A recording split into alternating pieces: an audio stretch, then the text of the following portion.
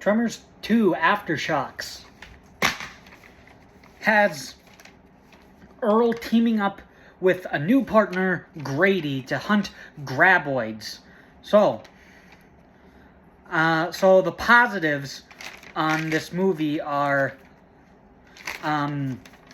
it's a really fun movie.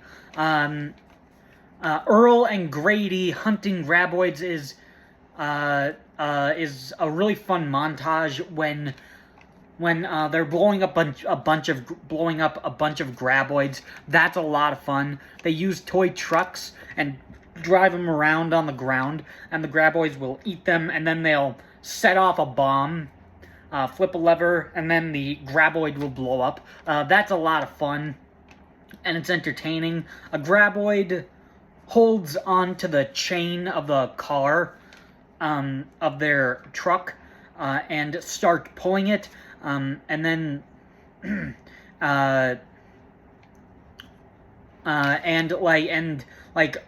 Grady is just trying to shoot at it. They try to use the brakes on the car, but nothing works, and it's just really fun. They go to a cliff and they turn and the chain breaks on a rock. That whole sequence is a lot of fun. So it's a very fun movie. Bringing back Burt Gummer is really fun. He comes over prepared for this situation now with lots of guns and bombs.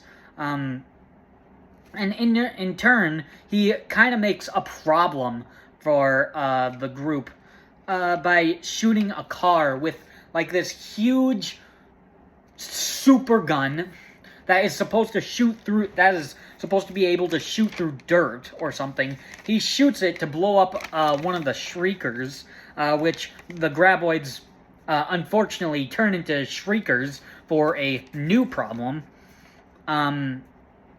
So Bert fires the gun, shoots the graboid, and it goes through like a brick wall, a couple of barrels, and then right into a car engine, destroying the car, so they can't escape. And one of the best lines that Bert says is like, "I feel I was denied critical, need-to-know information." That's a really fun line. When he gets attacked by Shriekers for the first time in the movie. And the movie is pretty funny. There are some good lines. Like that line that Bert says was kind of funny.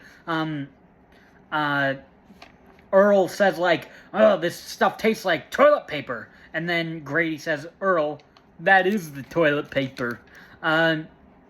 Grady smashes a car window to get into the car when the car was already unlocked. That was pretty funny. And there are just funny moments throughout the entire movie.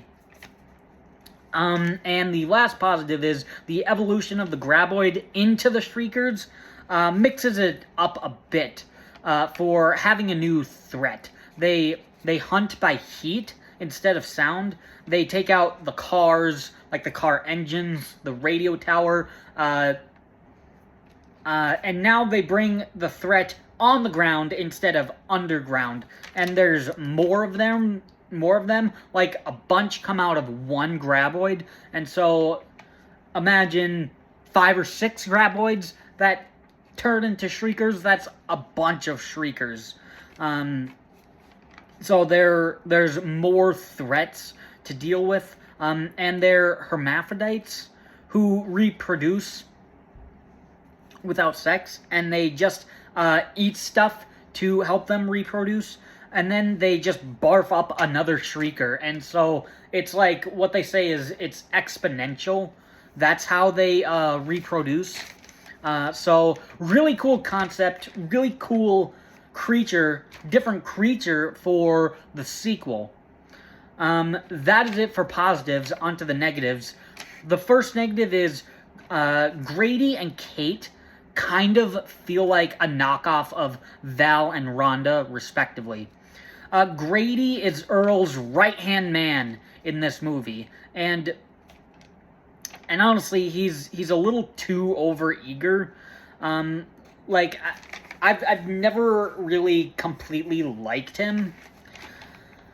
And then Kate is a researcher of the creatures. And, I mean, like, this movie would have been even better with Val and Rhonda. Like, you have the entire team back if it were them. And, like, you have the same dynamic with Val and Earl, Kevin Bacon and Fred Ward. And again, the same chemistry with the character of Rhonda. So, you know, Grady and Kate kind of feel like knockoffs of the other two main characters of Val and Rhonda. And specifically, it's Grady that I don't really like that much. Kate is fine, and honestly, I guess Kate would have still been fine in the movie if we just had Rhonda too, if they were both working together. Another negative is, you probably wouldn't even notice it in the movie, but, like, there's one piece from, like, the first graboid death that they kill that flies from the other direction. So they have umbrellas, they blow up a graboid, a bunch of stuff comes onto them over here, but then there's, like, a piece that flies onto them from, like, over here, so, like, a bunch of the guts are falling here, but then, like, one piece comes from, like, over here and falls onto them. It's very small. You probably wouldn't even notice it, but, like, it's not like it's a continuity error, or maybe it would be because it's not coming from the same direction, but it's an error nonetheless. And then the final negative is, honestly, the CGI on the Shriekers does not look too good. You can tell what's practical and what is CGI. The graboids are all practical, but the Shriekers, most of them are practical. But when you have a bunch of them, and when they first show up, they're CGI, and it's like, that is totally not effective at all. Honestly, I don't think there's that much CGI, but when you see it, it just looks fake, unreal, and it doesn't look like it's happening in the movie, which it isn't happening in the movie, live in the movie. So it just kind of ruins the effect when you see the CGI Shriekers. Other than those negatives, honestly, this movie is actually really good. It's a really solid movie. So Tremors 2 Aftershocks is actually a pretty solid movie and a pretty good follow-up to the first movie. I don't like it more than the first movie, but it is really solid. So I approve of Tremors 2 Aftershocks. Thanks for watching.